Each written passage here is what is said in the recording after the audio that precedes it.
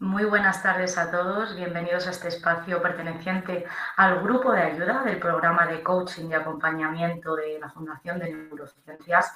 Ya saben que entre nuestras acciones se encuentran estas pequeñas píldoras que llamamos webinars, en las cuales tratamos de traer aquí a colación temas presentes relacionados con demencias, personas mayores y nuevas tecnologías.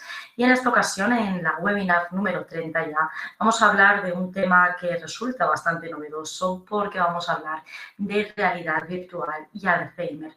Vamos a desmitificar una serie de mitos, vamos a ver qué avances se están haciendo ahora mismo en este campo y vamos a observar una serie de aplicaciones prácticas que pueden tener en el día a día este uso de la realidad virtual en personas mayores con Alzheimer. Vamos a ir comenzando con ello. Y en primer lugar, vamos a hablar de eso, de esta alianza que a priori sorprende, porque es verdad que la realidad virtual es un mundo que normalmente asociamos a los videojuegos, quizá a niños y adolescentes, y es verdad que se nos puede hacer raro relacionarlo con el grupo de personas mayores y en concreto de personas que tienen o padecen Alzheimer. Ya saben que la enfermedad de Alzheimer a día de hoy es una de las principales causas de discapacidad en personas mayores y es verdad que a medida que avanza se empiezan a ver afectadas funciones como la memoria, lenguaje, atención, funciones ejecutivas e inclusive la orientación. Todo esto supone un desafío tanto para la propia persona que sufre la enfermedad como para la familia, con lo cual en este punto que nos encontramos la tecnología se va a volver un gran aliado, como digo, para estas personas que están pasando por este proceso. Como les decía, la realidad virtual ha pasado de ser un mero entretenimiento, un mero videojuego asociado en la mayoría de los casos a gente joven, a una herramienta terapéutica muy innovadora. Vamos a ver si realmente funciona, si realmente es accesible para personas mayores y sobre todo vamos a ver qué beneficios está aportando a día de hoy. Importante, antes de continuar, la tecnología, por desgracia, no cura el Alzheimer, pero puede mejorar la vida de quien lo padece y de aquellas personas que cuidan, que están alrededor de esta persona afectada. Vamos a hablar de qué beneficios puede aportar la realidad virtual en el Alzheimer. Hay múltiples beneficios en diferentes áreas. En primer lugar, podemos hablar de la estimulación cognitiva, la cual a través de la realidad virtual se puede aplicar con, por ejemplo, recorridos virtuales o juegos de memoria, por un lado, para fomentar la orientación y para otro, para mejorar capacidades como la memoria o la atención.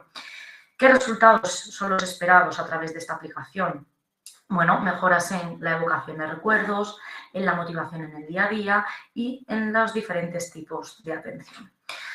También nos puede servir como terapia emocional, ¿vale? Lo que busca la realidad virtual es crear entornos naturales y familiares para la persona, por supuesto, recreados a través de la tecnología, y lo que podemos esperar o lo que se ha llegado a observar cuando se practica esta terapia emocional es que hay una reducción de niveles de ansiedad y se mejora el bienestar. En cuanto a la rehabilitación funcional de diferentes funciones que son útiles para la persona en su día a día, nos podemos encontrar que con la realidad virtual se pueden simular actividades cotidianas en un entorno seguro y el resultado esperado es que la persona va a ser capaz de mantener la autonomía y entrenar rutinas básicas. Si nos vamos a apoyo al cuidador, ya saben que no nos vamos a quedar solamente con el ámbito del paciente, sino que también vamos a trabajar con los familiares. Es muy importante la formación en realidad virtual para el manejo conductual de los diferentes síntomas que pueden aparecer en estas personas que padecen Alzheimer y el resultado esperado, por un lado, es la reducción del estrés del cuidador y la mejora del vínculo entre paciente y cuidador. Vamos a desmontar algunos mitos que hay alrededor de la realidad virtual y del Alzheimer, ¿vale? En primer lugar, nos encontramos con el mito más extendido quizá, y es que las personas mayores no pueden o no son capaces de utilizar realidad virtual. ¿Qué nos encontramos? Que cada vez hay más programas que están adaptados para de alguna forma ser simples, sencillos de utilizar, intuitivos y de alguna forma, en caso de que la persona no sea capaz de utilizarlas por sí sola, vamos a tener ese acompañamiento del terapeuta o del familiar que le va a acompañar en este proceso. En el mito 2 nos encontramos que la realidad virtual puede empeorar la confusión de la persona. La persona que tiene Alzheimer va a estar en muchas ocasiones confundida, desorientada y se cree que la realidad virtual la va a confundir más. No es así. Lo importante es que la realidad virtual, el programa que estamos utilizando, esté bien diseñado, por supuesto que esté supervisado y lo que vamos a conseguir, como les mencionaba antes, es mejorar esa orientación y ese estrés. También, que es una moda sin base científica, para nada. Hay diversos estudios, múltiples investigaciones que ven la relación o el buen uso de la realidad virtual en el ámbito de la gerontología o incluso de la neuropsicología y la utilizan como una intervención complementaria para estos casos. Vale, vamos al mito 4, que es el relacionado con el ámbito económico, y nos encontramos que las personas creen que la realidad virtual es demasiado cara para ser utilizada en contextos de Alzheimer, y no es así, no del todo es caro, porque es cierto que hay soluciones de alta gama, soluciones que sí, es cierto que son caras, pero hay múltiples soluciones low cost, de bajo coste, a las que cualquier persona podría acceder. Además, por suerte, cada vez más centros de día y residencia ya cuentan con estos aparatos, de manera que sus usuarios de manera gratuita van a poder acceder a ellos. Luego, las personas con Alzheimer no pueden disfrutar de la tecnología, completamente falso. Lo importante es que haya un acompañamiento adecuado, que la persona esté guiada en todo momento y sepa los pasos que va a tener que dar. Y, por supuesto, si nos adaptamos a su ritmo y a sus necesidades, va a disfrutar sin ningún tipo de problema. En cuanto al mito número 6, la realidad virtual solo sirve para entretener. Completamente incorrecto. Es cierto que en un primer momento se creó con este fin lúdico, pero como les decía antes, ahora se ha vuelto una herramienta de tipo terapéutica que utilizada por profesionales puede llegar a tener múltiples beneficios, sirve a nivel formativo, sirve a nivel diagnóstico y podemos obtener, como les digo, múltiples beneficios tanto en el ámbito emocional como en el conductual. Vale, ¿cuáles son los avances recientes? ¿Qué nos dice la ciencia acerca de la realidad virtual? En primer lugar, les pongo un ejemplo de 2022, un estudio que se ha hecho en España, en el cual se vio con personas o que estaban en las primeras etapas de Alzheimer a través del trabajo con realidad virtual inmersiva durante programas de 8 semanas conseguían mejorar tanto su orientación espacial como la participación en otras actividades. Con lo cual parece que la realidad virtual aumenta la motivación para que las personas participen en sesiones terapéuticas del tipo que sea. También reduce síntomas neuropsiquiátricos como puede ser la apatía o la ansiedad. Y por último, también se ha descubierto que se mejora la activación cerebral en áreas relacionadas sobre todo con la memoria autobiográfica. En futuros webinars nos adentraremos un poquito más en este tema de la memoria autobiográfica, pero por lo pronto les adelanto que la realidad virtual juega un papel muy importante en este tema. Vale, ¿cómo se está utilizando en la práctica? Hoy vamos a ver varios proyectos y plataformas que utilizan la realidad virtual. En primer lugar tenemos la VR4 Therapy, que es una simulación a través de realidad virtual de rutinas domésticas, como puede ser cocinar o limpiar la casa. ¿Cuál es el público objetivo? Pues personas que tienen Alzheimer leve o moderado, es decir, personas que se encuentran en las primeras fases de la enfermedad.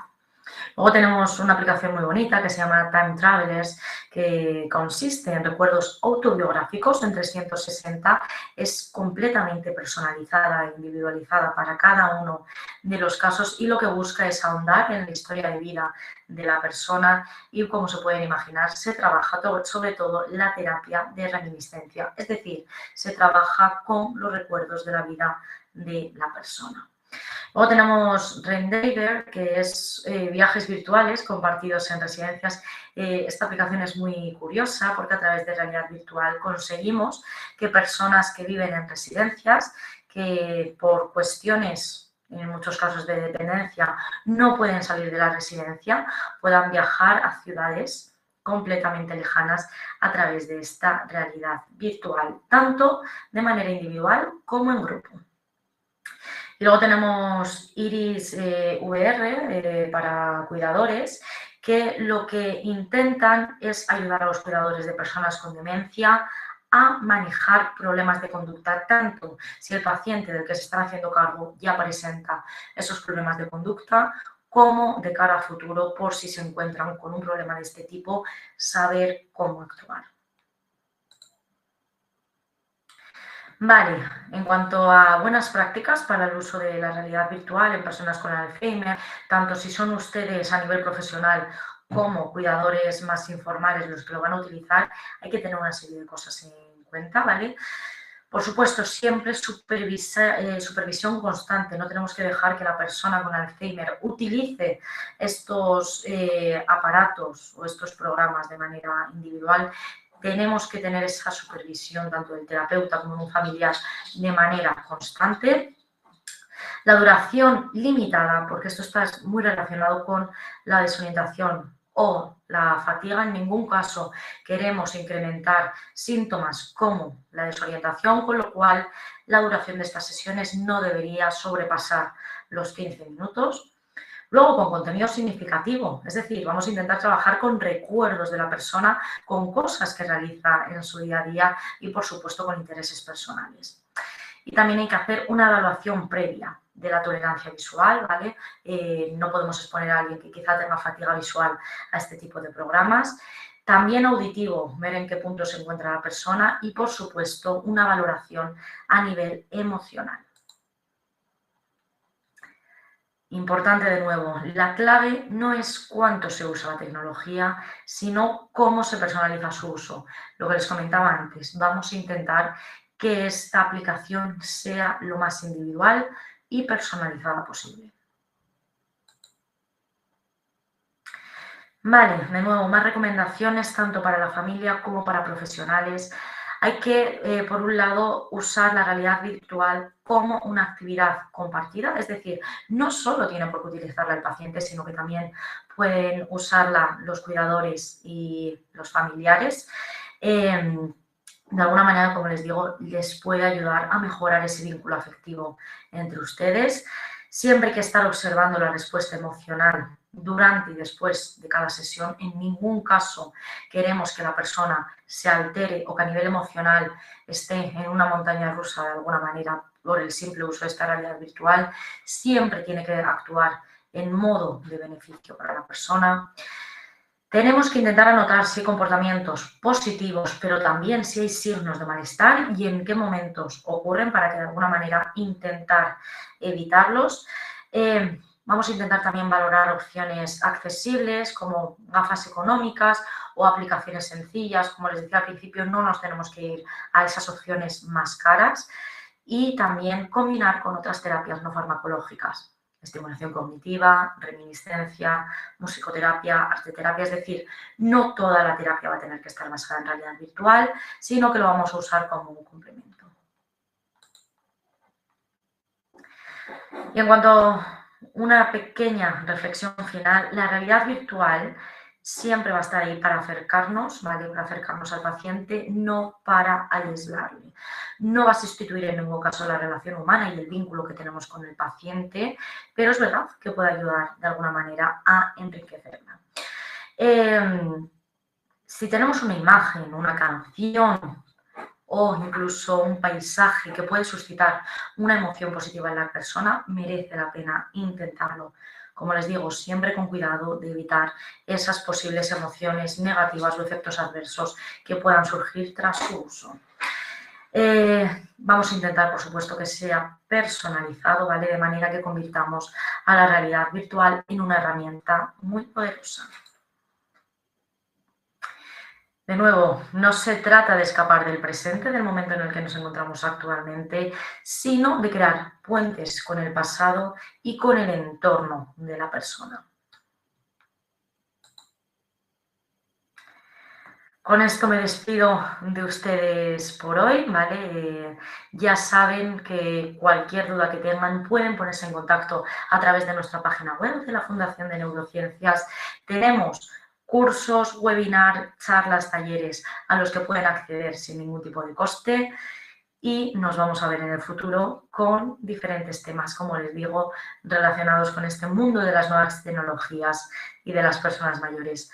Me despido por hoy y nos vemos en futuras webinars. Adiós.